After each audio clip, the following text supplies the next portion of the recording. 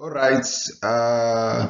Good morning, good evening, good day, good afternoon, depending on what time of day you're watching the video. Right. So this is Tembiso Matanjwa, and I'm going to be presenting argumentation for you. I just want to say, right, it's going to be a relatively complex video in comparison to the other ones that we've done so far, just because I'm going to be going into a lot of detail, and I think that when we're constructing our arguments, we have to be a bit sophisticated in how we do it. So I'm going to try my best to be sophisticated like that. Right. What I want you all to do as well is, if you are feeling stressed, if anything is difficult, you all must come talk to us. And we'll also hold on to Q&A so that we can discuss more, but not even about argumentation and debating. If anything in life is just like it's hard and it's difficult, you must come speak to us as your coaches. We think that your mental health is very important to us, and we'll also make sure that we're taking care and protecting y'all, because that's why we do the things we do. We want y'all to be smart. We also want y'all to be protected from the very evil things that happen in the world. Right? Okay, we can get started just now. Okay, so in terms of what this video is going to cover, we're going to look at an introduction in terms of what arguments are. We're going to talk a bit about how to come up with arguments, the different kinds of arguments you can have, how to structure your arguments. Then we'll be just about done. First things first is understanding what an argument is. And for a lot of you that do biology, you'd think of a cell as the smallest unit of life. If you do physics, you would think of an atom as the smallest unit of the universe in terms of any substance, living or non-living. An argument, to similar regards, is the smallest unit of a debate, right? Or the single most unit of a debate.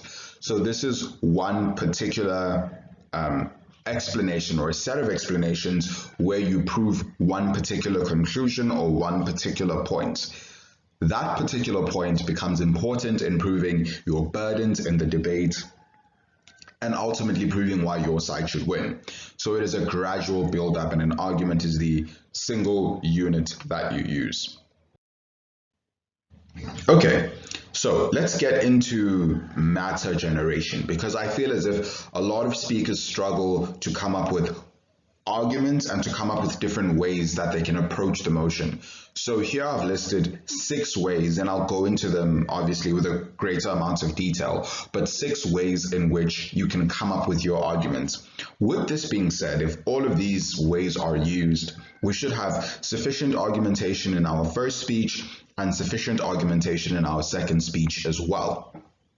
All right, the 6 main things I want you guys to try doing for your argumentation is write down your main ideas about the motion, underline and highlight important words in the motion, identify what type of motion it is, do an actors analysis, and then use the NLE triangle, and then also use the PESTEL method. All right, you'd also have to go back and refer to the case construction video in order to understand the strategy you need to employ to prioritize matter, specifically looking at the type of motion it is. That will tell you what matter you need to prioritize once you've generated it. But let's go into a bit more detail with respect to each of these methods. First one is incredibly intuitive, which is writing down your main ideas about the motion. Whatever motion you get, whatever topic you get, you immediately have sparks that fly in your head for the main things or throwaway ideas that you have. Before those ideas escape your brain, once you're in prep for generating matter, this is of course after your strategy prep, write down those main ideas before you employ any other methodology for generating matter. So that is the first thing that you need to do. And often those first ideas generally are the valuable and central ideas of the debate. So try to make sure that you get them down. Second to that is underlining and highlighting the important words in the motion. At my near 10 years of debating, this is still something that I do to generate arguments in prep. The first thing I do is underlining those keywords so that it gives me direction as to what kind of debate we're having and the kind of arguments, context, and burdens that I need to come up with. So when you underline the keywords, you don't underline it and expect that an argument is going to pop through. That's just not how it works. You underline the keywords and then you ask yourself questions about those keywords, or you think of arguments that could help assist in the debate relating to those keywords. We'll look at an example in a second so that you guys have a clearer idea of what I mean by underlining. Right, and you know me, I like to keep my examples simple. We're looking at the motion, this house would implement the death penalty. So I've highlighted each word and I've thought up a bunch of ways we can construct arguments, context, and setup for it. So this house, who is this house referring to? That's my first question. So this house is referring to the government. Great. So that means I need to make an argument to show why the government has an obligation to reinstate the death penalty and why this fulfills the government's general obligation, right? So I underlined the word, I asked myself a question about it, and I thought about an argument relating to that particular word. Cool. Then from there, I underlined the word would. Well, I'm saying underline, I highlighted it, but I highlighted the word would. And my question is, what are we wooding? Which is very weird to say, but the question is, what social system are we changing by implementing this motion, right? And that social system was the justice system. That's what we're changing. Great. So from that, I need to make an argument about how this fulfills the aims of the justice system and how it's going to make a positive impact on the justice system. Cool. We're going through this and we're coming up with conclusions of arguments that we need to make just by underlining. Right. Then my next word was implement. The question then becomes, what steps will I take in implementing the death penalty? Immediately, I need to create a policy in order to show how that implementation is going to work. Right, then the death penalty. So I ask, what is the death penalty? What type of crimes is it used for? Is it effective in decreasing crimes? Clearly, that means I need to make an argument to show why the death penalty is going to be effective in solving the problems that we've identified in the motion. Cool. Through just underlining the death penalty, I figured out some definitions I need to have, some context that I need to have, and an argument that I need to have. I've also figured out through underlining that I need to have a policy for implementation. I figured out two arguments as well, one about government obligation and one about the social system that I'm going to be changing, looking at the word would, right? So that is the first thing I've done. I've underlined the keywords and I've generated a decent amount of arguments from that. So just to recap what I'm expecting from you with this model, you look at the keywords in a motion, underline the important ones, then ask yourself as many questions as you want about those keywords and try to find arguments that relate to those keywords. That's how you can start generating arguments. Then from there, we want to have a conversation about identifying what type of motion it is.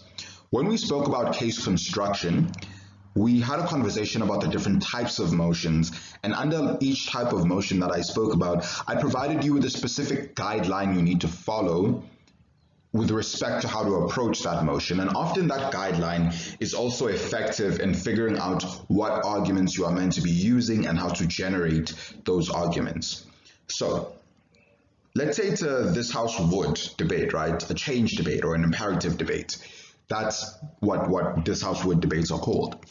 I know immediately I need to identify what the problem is and do effective problem analysis. I need to come up with an argument for why this is a legitimate or principle or morally acceptable solution, and I need to show why my solution is effective in solving the problem. So just by understanding the type of motion it is, I already know a few arguments that I'm meant to generate. I know the strategically important arguments I'm meant to generate. Cool. Let's look at an example here. So the motion in question was this house regrets the Rainbow Nation narrative. So the type of debate, like we've discussed, is a reflection debate. So I needed to do some context on what is the event we're regretting, what are we regretting about it, and why are we regretting it. Because I understand that it's a reflection debate, those are the questions I need to ask myself if I'm reflecting on a particular thing. And that's not even debate related, you know. Putting aside debating, if you have any regrets in life, you're too young to have them. But anyone who has regrets in life knows the kinds of questions they ask themselves when they're retrospectively looking at their lives and the mistakes that they've made. So remove debaterland and debate conversations and ask yourself, in reality, if this is the conversation that is happening, how would I approach it? And then we can start applying debating stuff to it. Cool. Then we move on to actors analysis. And I'm not too sure whether this is a controversial or universally agreed upon thing, because I kind of left debating for 2 years and I came back, and when I came back, actors analysis was now a part of setup. I'd enter deliberation and people would get mad when speakers don't say, these are the actors in the debate, this is how they're affected. For me personally, I don't think it's a part of setup or needs to be a part of setup. Actors analysis is something that has to run consistent through your case. You do your actors analysis to identify who is affected by the motion and who is affected by the debate. Those are your actors, right? Then once we figure that out, in terms of expanding those actors and showing how they can represent different groups of people, that should definitely be in your context. In terms of generating arguments for how those actors are going to be affected, that's going to be in your argumentation. So actors analysis is a pivotal part to generating context and argumentation. You just have to be conscious to know what information needs to go where, right? So actors analysis is another super valuable way of generating those arguments. And so first things first, we need to ask ourselves in actors analysis 2 very valuable questions. Firstly, how does the motion affect the actor in question, right? Secondly, how are they going to react to the motion being implemented? So if you look at all the actors and you answer those 2 questions, you're already 2 arguments deep into your case. You already have 2 arguments, right? So that's just with this model exclusively, and that's for one particular actor. If it is more than one actor, then that means you have more content for you to work with and for you to build on. So after you've asked yourself these questions, you want to break down this actor. By break it down, I mean show how this actor can move in a wide variety of different ways, right? And the example I have here is prostitutes. So if the motion is this house would ban prostitution, for example, so there's a baseline definition of what a prostitute is. But the reason why people engage in prostitution means that there is more nuance between prostitutes in terms of who is who. So a person who is a prostitute for financial reasons would react very differently to a motion about banning prostitution as opposed to a person who is in prostitution for the sake of sexually expressing themselves in a liberated form. We could easily argue that if it's a conversation around sexual expression, those people would still be more than fine moving to an OnlyFans or moving to generating adult content, so banning won't significantly affect their expression. Whereas if we're talking about people who are doing it purely for financial gain and financial reasons, we would argue that those people would be significantly affected by the safety regulations that would come with prostitution now being illegal, assuming that the debate is happening in a space where it's legal. So do you see how one actor has a lot of nuance around them and they have different subsections of that particular actor? So whenever you identify an actor, don't work with generalizations of them. Try to do your best to expand them and understand how each subdivision would react or would essentially work in relation to the motion. Then we look at an example here, which is this house would do away with, and again, sorry if there's like a loud sound behind me. I live unreasonably close to the airport, so planes are always doing their thing. Yeah, so the motion is this house would do away with affirmative action. And from the proposition side, I just gave a definition of affirmative action, but the actor that I chose to work with here was specifically the government. So I asked myself, firstly, I expanded the actor. What types of government exist? Through our pre-reading, we know that small governments exist. We know that big government exists as well. Secondly, I asked myself, how does the motion affect them? Spoke about how they would have to scrap policies that they created, which is affirmative action, and they are the ones that are implementing the motion. Cool. Third question, how would they react to the motion? Then, because I'm in proposition, I decided to pick their reactions that would be favorable to our side, right? So I looked at how small government would react and how big government would react.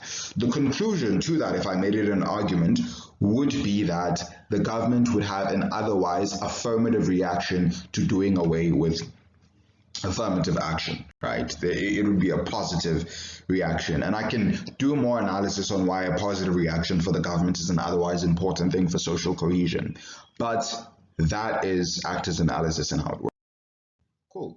Then from there, we look at the NLE triangle. The NLE triangle is not a complex and massive thing. It's just a tool that we've used in debating over ages. And it helps with structuring your case. It helps with generating argumentation. It helps with finding the important issues of the debate. It's just an all-around useful tool in approaching debates.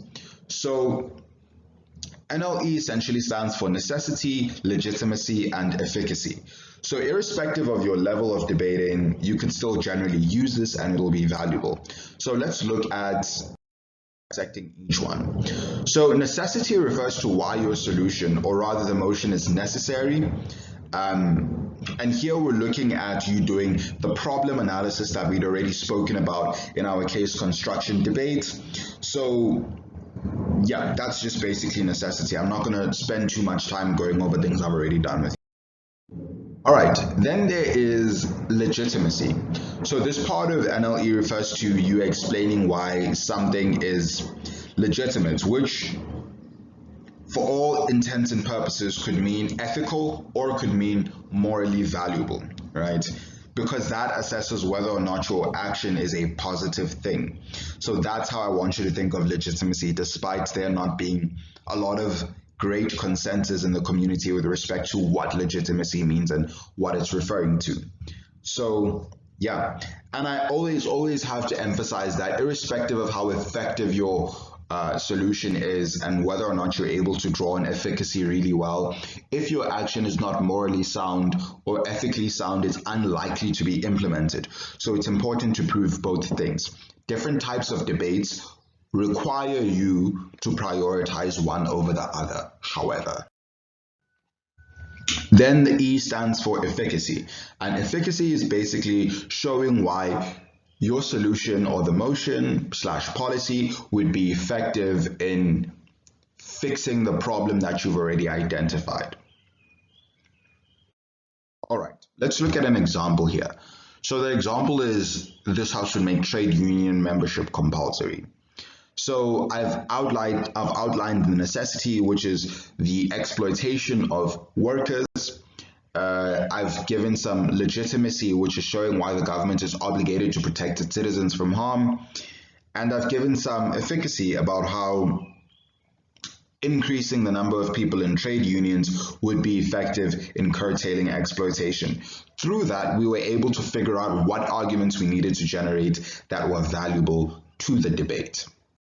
All right, then this one, using the PESTEL method, is also something you can do.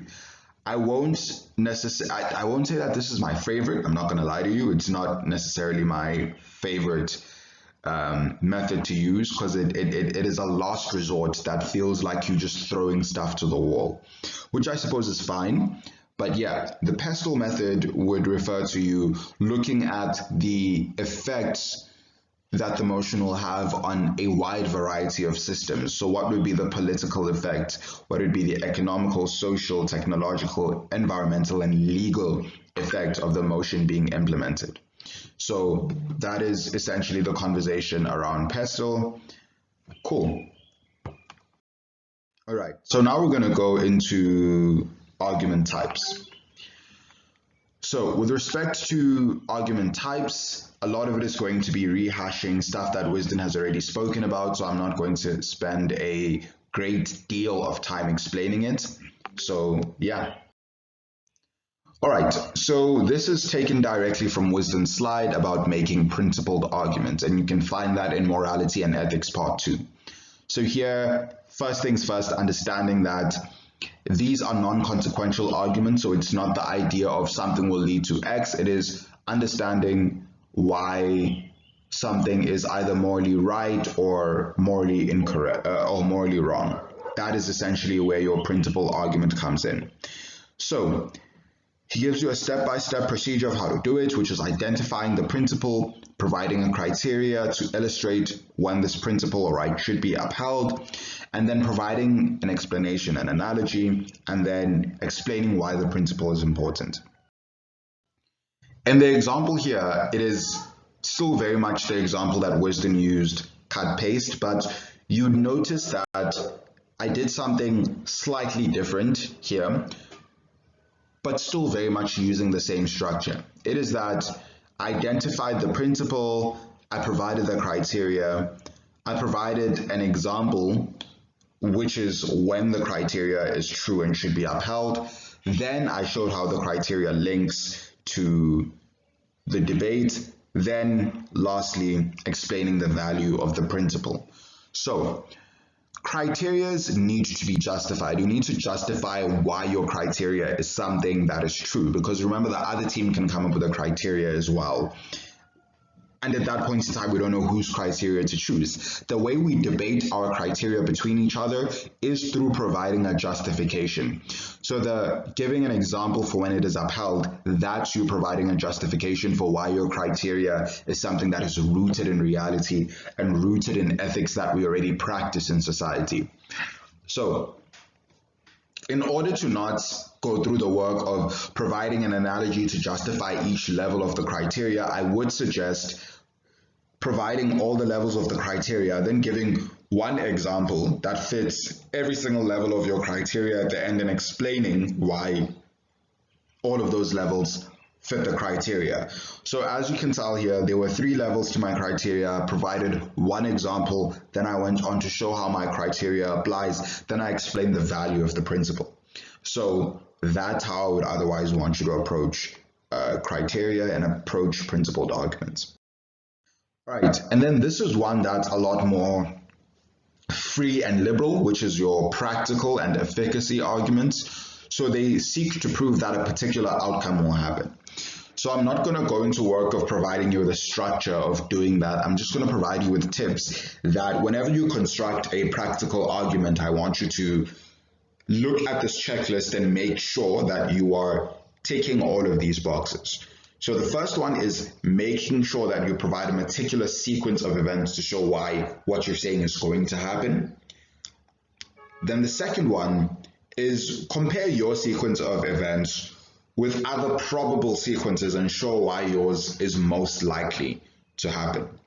So simply put, and I really like giving you simple examples that you can apply to more complex debates, but say you want to argue that your mom is going to let you go to the party this evening. You don't just say, my mom's going to let me go to the party for reasons X, Y, and Z.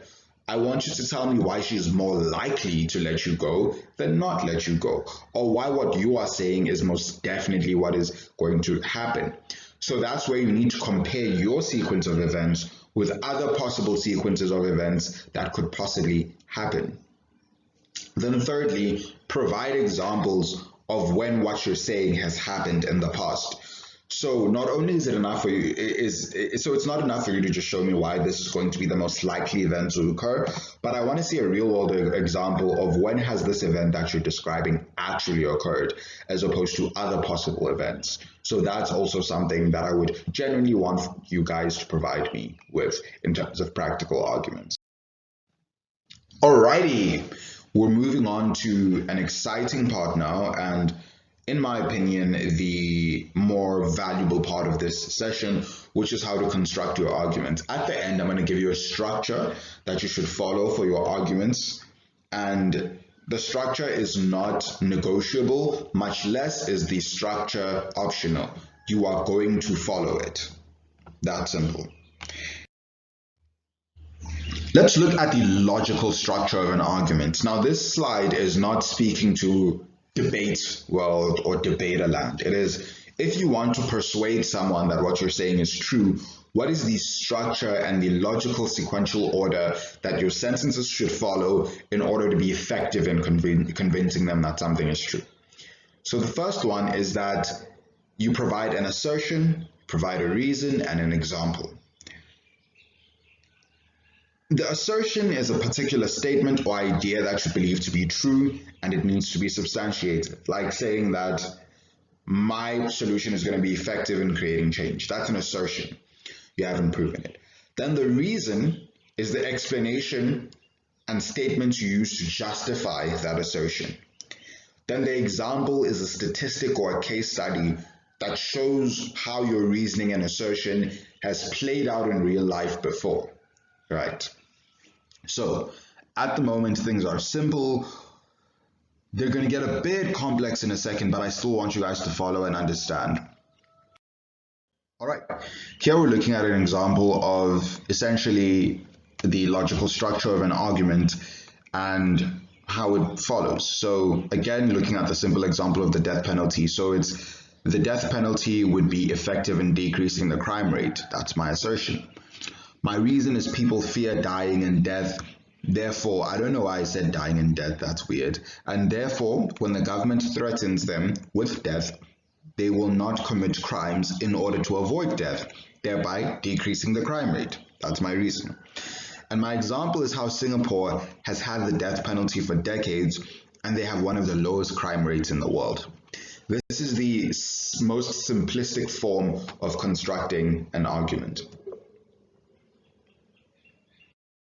So from here, things do tend to get a wee bit complex.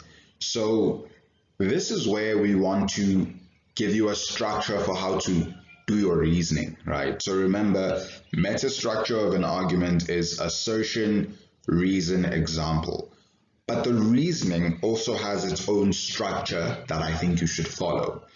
The reason why I'm providing you with a structure for reasoning in a debate is because when adjudicators say you're missing links, or they say you're not analyzing this, or you're not providing details for this, the primary reason for that is that the way you are reasoning your assertion and your examples is not done particularly well. So let's have a structure we follow for reasoning. So the premise, which is the foundation of your reason, the analysis, which is you building on that foundation with an explanation that substantiates your point, then the conclusion, which is the logical endpoint of your explanation. So the foundation, generally speaking, is otherwise the least refutable part of your case, or the least refutable part of your argument. It's something that people can generally agree on to be true. Then you build on it with your analysis, and then you get to your conclusion. So I want you to think of giving an argument to be the same as teaching a chapter in any given subject. So you know that before anyone teaches a chapter, before any teacher teaches, they start with doing a recap of what did we learn before, so that they are building on knowledge that's already embedded in your brain. Reasoning operates the same way. So you provide people with a foundation that they otherwise cannot refute, or most people in society can agree with, and then from there you build on that premise with analysis, so that from the get-go people are more akin to what you're saying, right? Then the analysis is you justifying it from your side, then you give me the logical endpoint of your justification. Here's a chair diagram. I've been coaching for a minute, and every time I coach argument structure, I always have to use this exact same chair analogy. So the way that you would approach the structure of a chair is very similar to the way that you would approach the structure of reasoning in a debate.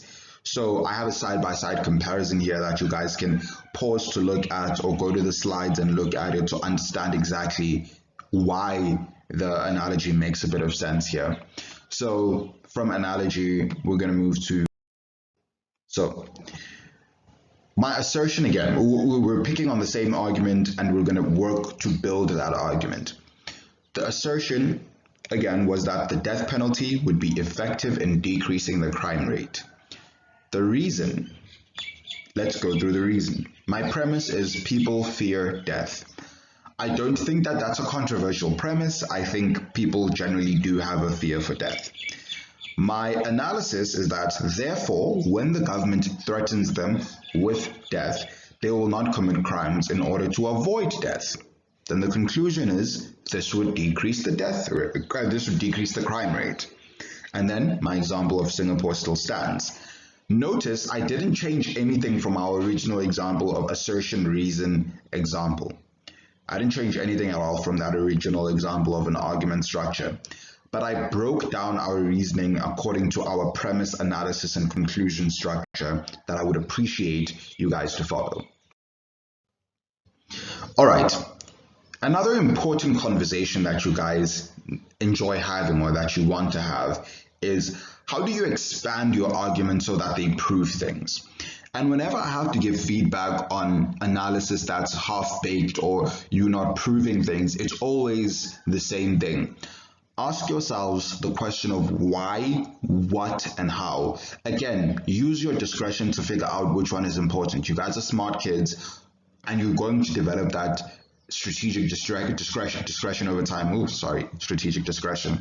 So you ask those questions until you are bored out of your mind. That is what I want you guys to be doing. And avoid using generalizations and show the nuances of your concepts, right? So show that it is not only existing in this one particular context, but it can exist across multiple contexts. So that's what you guys kind of need to do as well, in addition to asking the why, what question. Then the third one is provide sufficient information on this thing, your introduction, to show how it links to your argument. So what I mean by that is provide enough information within the argument itself to show the value of it, right? That is how you expand.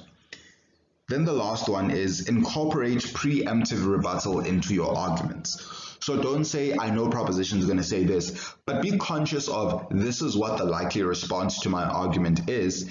Therefore, here's already some incorporated work within the argument to make sure that it's already responding to it before they can think of saying it. I think it's called integrated rebuttal, preemptive rebuttal, whatever some coaches call it, but that's how you can work on expanding your arguments. Cool. And here's an example here of us doing exactly that with the same argument. So assertion remains the same. The death penalty would be effective in decreasing the crime rate. My reasoning has now been expanded. People fear death. What makes you think that's true? See, I'm asking the what question. Then I answer it. Then I ask the how question. Then I work to answer that as well. Cool. Now my premise feels a lot more believable. Let's go to my analysis.